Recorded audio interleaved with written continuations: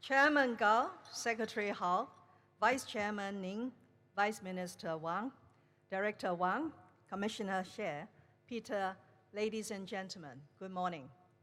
It gives me great pleasure to be here with you today for the opening of this year's Belt and Road Summit.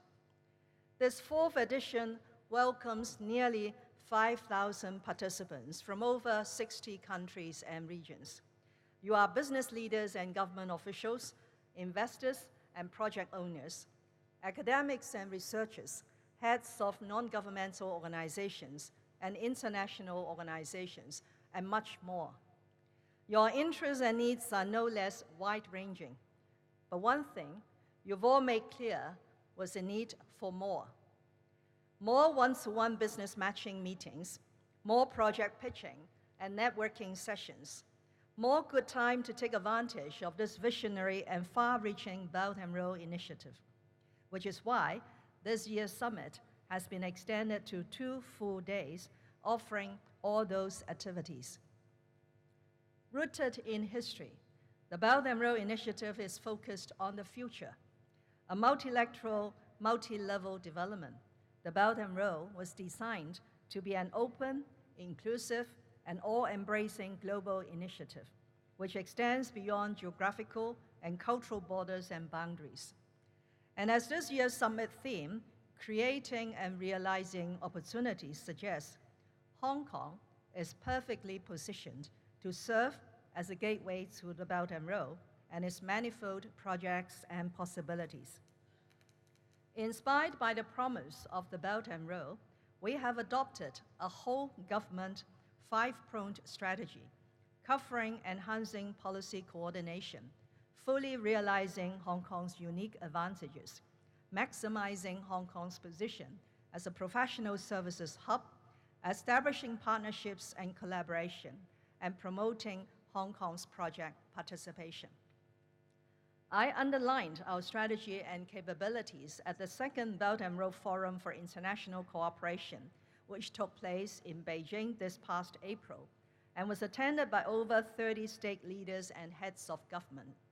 The Hong Kong delegation comprised 70 high-profile individuals who represented our political, business, professional services, innovation and technology sectors, as well as academic and public and community service. 16 members of the delegation spoke in 11 out of the 12 thematic forums, sharing Hong Kong's strengths in promoting global connectivity. In my speeches at the thematic forums on subnational cooperation and financial connectivity, I highlighted Hong Kong's one country, two systems principle and our strategic geographic location connecting mainland China and other Belt and Road countries. Let me add that a dedicated session under the theme Belt and Road Hong Kong In took place at the forum. That, ladies and gentlemen, underlines Hong Kong's special positioning under the Belt and Road. The connectivity and cooperation promoted by the Belt and Road has become increasingly prominent in today's complex social and business environment. Hong Kong, China's most competitive and international city, will play a significant role in complementing this strategic direction. I'm confident as well that Hong Kong can create opportunities in capacity building, green finance, professional services, and business matching. More than a business hub, we have long been a cultural exchange center between East and West, and see ourselves perfectly placed to do more in terms of capacity building. We have already put in place a series of capacity building programs. Today, I'm pleased to announce that we will take it a step further with relevant mainland ministries. We will embark on a program for interactive exchanges on our practices and experiences on various fronts, including finance, commerce, foreign-related legal matters, dispute resolution, city management, aviation and transportation, professional services, and anti-corruption. The program will enhance professionalism on both sides, ultimately realizing Belt and Road projects that are both green and sustainable. Green finance with an emphasis on sustainable development is also an area in which Hong Kong can contribute as an international financial center. At the Beijing Forum, the Stock Exchange of Hong Kong and a local Hong Kong bank, together with 25 global institutions, were signatories to the Green Investment Principles for the Belt and Road. The principles will incorporate low-carbon and sustainable development practices into investment projects in the Belt and Road regions. These are expected to host the majority of the world's infrastructure investment in the coming years. We have also been rolling out measures to develop Hong Kong as a regional hub for green finance. They include the successful offering of our inaugural green bond under the government green bond program in May this year.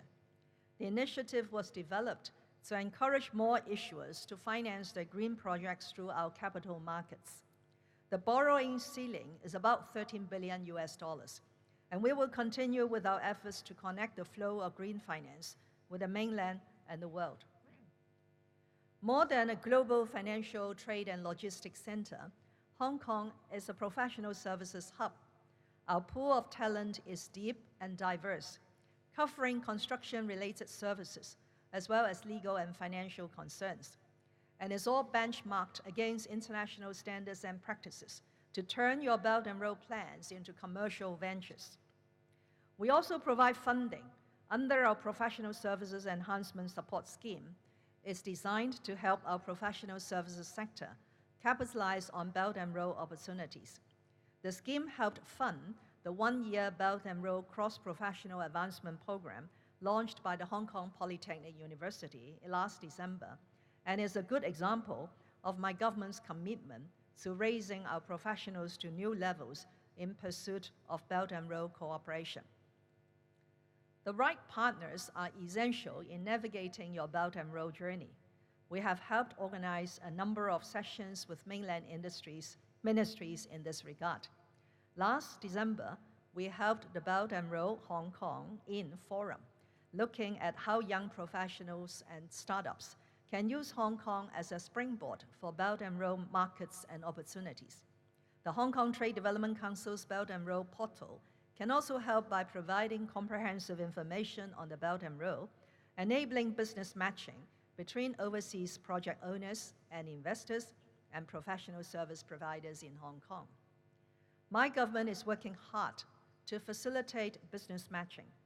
This year, we've organized business delegations to Georgia and Hungary, as well as Spain, Serbia, and the United Arab Emirates. In March, we forged a free trade agreement with Australia, and in June, signed off on an investment promotion and protection agreement with the UAE. That brings our free trade agreements to 8 and our IPPAs to 21, clear and compelling testimony of our commitment to free and unfettered trade. We are, let me add, expanding our economic and trade office network. Hong Kong's 13th ETO opened in Bangkok earlier this year. We are also in discussion with the UAE on the establishment of an ETO in Dubai. Ladies and gentlemen, we are, to be sure, grappling with significant challenges, from the continuing trade dispute between the mainland and the United States to the recent social unrest here in Hong Kong. Speaking of the latter, of Hong Kong, my fervent hope is that we can bridge our divide by steadfastly upholding the one country, two systems principle and the basic law. And through the concerted efforts of the government and the people of Hong Kong, we can find our way back to recent discussion, to the social stability essential to the long-term stability and prosperity and well-being of us all. I'm confident we can do just that. Hong Kong, after all, has been built and rebuilt time and again on our indomitable resilience. Call it the spirit of Hong Kong and know that it will see us through. It will ensure that we also find our place and help you find yours along the Belt and Road.